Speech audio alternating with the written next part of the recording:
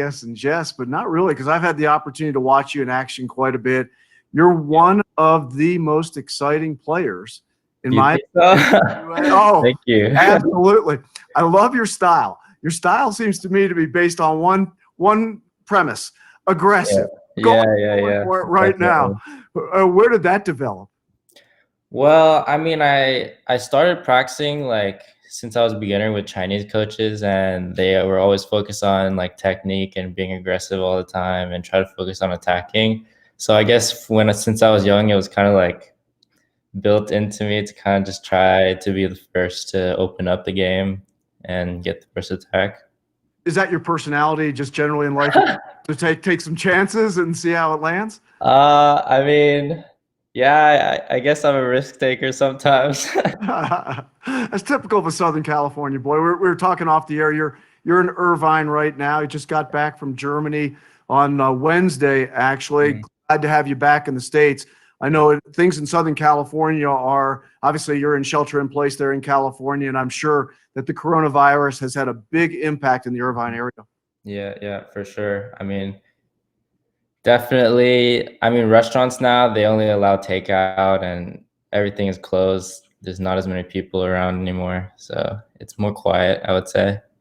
Yeah, in Southern California, the hustle and bustle of Irvine probably has died down a little bit. Yeah, definitely. We'll get it going here in the not too distant future. I know we're talking about the situation in Europe. You're being in Germany, and we'll talk about your play there in Germany. But in Europe, I'm sure that the tensions are as high as they are here in the United States about the coronavirus. Oh yeah, for sure. I mean, actually, I was playing Polish Open, and in the middle of the tournament, they just decided to cancel the tournament because also due to the fact, like, I think this was a determining factor, but one girl from the Japanese team, she had a fever, so they like rushed her to the hospital to see if she had corona, just in case. And yeah, we were scared we would have to be quarantined there for 14 days, so it was a lot of like panic. Yeah, that'll certainly rattle you, and hopefully that young lady's all right and good. You're in Germany, obviously playing pro, and that's a big step for a young man. You're only 19 years of age. You've been there for a while playing in pro in Germany.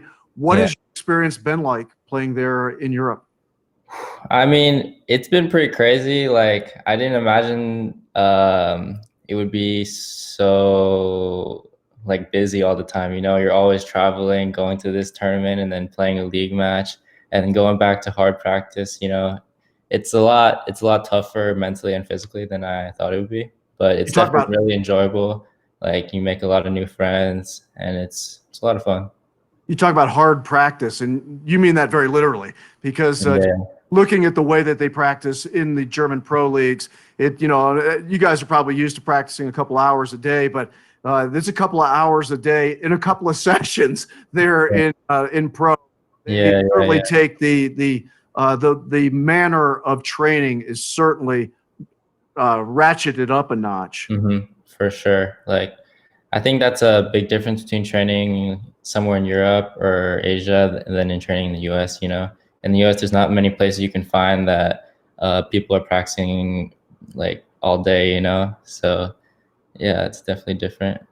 Well, it's interesting because your conditioning level has always been something that stands out to me when I've seen you at the big tournaments here in Virginia, and the U.S. Open, U.S. Nationals, and some of the ranking tournaments and things like that. And that is one of the elements that does stand out about your play is your conditioning level. It's hard not to look at you and realize, Nick Tio's got some big legs. That's what he gets around. I mean, I'm probably not the only person that has mentioned that. I hope I'm not. That's funny. Yeah. So your conditioning has not really been a problem for you, Yeah, I mean, I feel like I'm lucky. I've always been like decently physically fit, Also, since I was young, I've trained a lot. Since I started table tennis, I made friends with Teddy Tran, if you know him, and he was always really physically fit. So he would always like kind of guide me towards that direction and teach me different ways to keep good condition.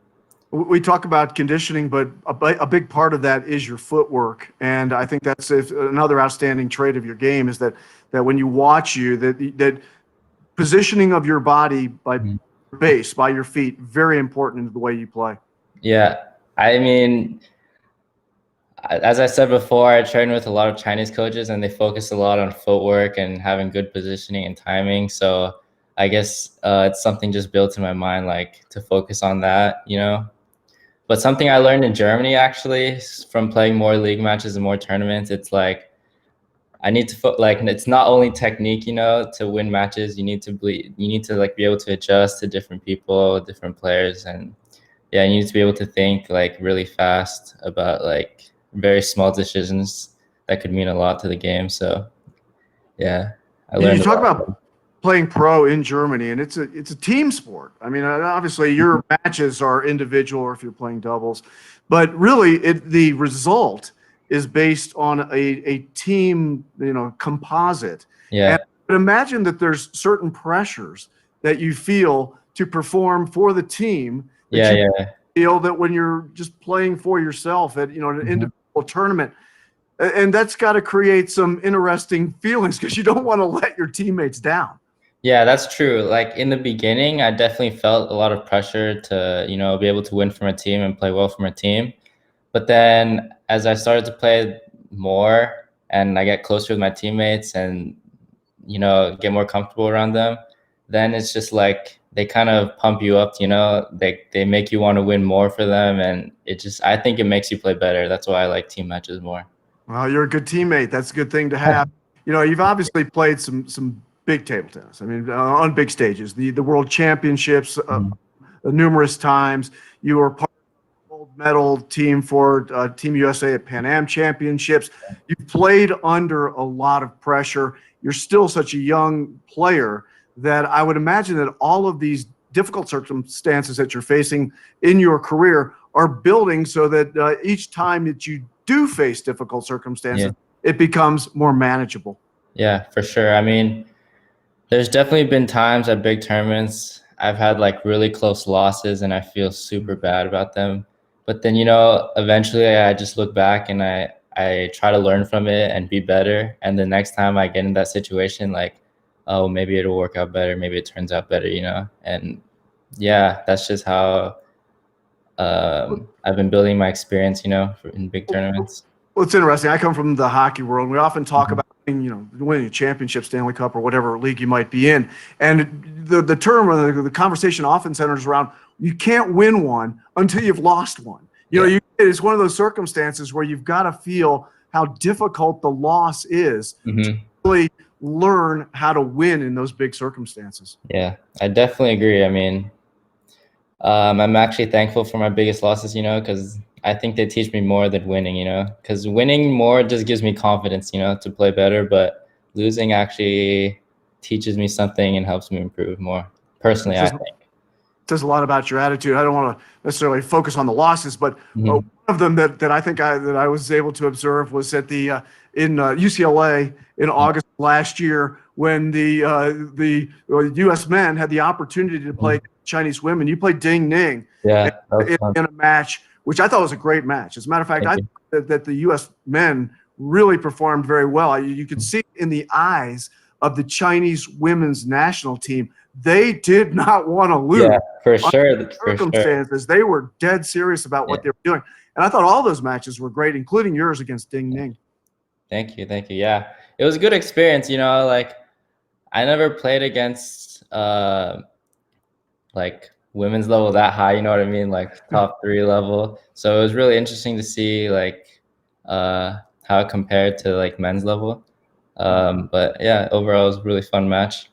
Well, And I think how did it compare? I mean, you know, I mean, you're playing against top level men as well, Mhm. and it's one of the sports that you look at, and then, you know, I mean, as we go on and evolve as human beings, it's probably the sports are coming closer together. Mhm. The genders are coming closer together in sport, but it does seem to me that table tennis that the genders are relatively close. That men and Yeah. women can play together and have legitimate matches against one another. Yeah, for sure. Some women's player can definitely match up to some men's players. I think it's just a difference in style. You know, women's they have less power normally, so they try to stay close to the table, use more speed, and men they like to, you know, use their strength, use their power to kind of overtake the opponent. So Well, yeah, yeah, it's just different. obviously, obviously now, you know, we look at the circumstances with the coronavirus. Everybody's kind of, I suppose, thinking when this is going to break and when they're going to get the opportunity to get back. I'm sure you're thinking about that as well, and Yeah. particularly about your year in 2020 as to what your plans are. I'm presuming that you're going to go back to Germany to play in the pro leagues there, but what are your thoughts about playing here as we come out of the coronavirus and play activates again? Well, when play activates again, I will probably go back to Germany again, see if the league continues. Because right now they actually stopped all league matches and all international tournaments because of the coronavirus. So I'd probably go back to Germany, start training again, and then see if the league matches continue or some international tournaments continue. Then I'll probably play those and see what plans I have for next season. Well, we talked about your conditioning earlier. I'm sure you're not just sitting still, eating, watching TV there in Irvine. What are you doing at home right now to stay in shape? Well, actually, I've been doing a lot of upper body workouts mostly because I have some dumbbells at home, so it's easy to do a lot of shoulders and presses and stuff like that. Also, I've been doing a lot of core and like body weight exercises, and I have a table at home with a robot, so I play with that probably every 3 days, every 2 days. Like that. Yeah, I don't know. Right now, I'm focusing more on being physically fit. Well, it looks like you're staying there, and I'm sure you will, Nick, from what I've observed over time. And obviously, I want to wish you the best going forward. You're still such a young player. I think you've got a great career in front of you, and you've got an excellent attitude. Love the aggressive play, too. I don't expect you to stop that, but I would encourage you, actually, to continue pursuing that. Mm-hmm. Yeah, for sure. Well, I want to thank you very much for stopping by in our Pong Positive interview series. Nick Tio, one of the, as I said earlier, one of the all-time greats for the U.S.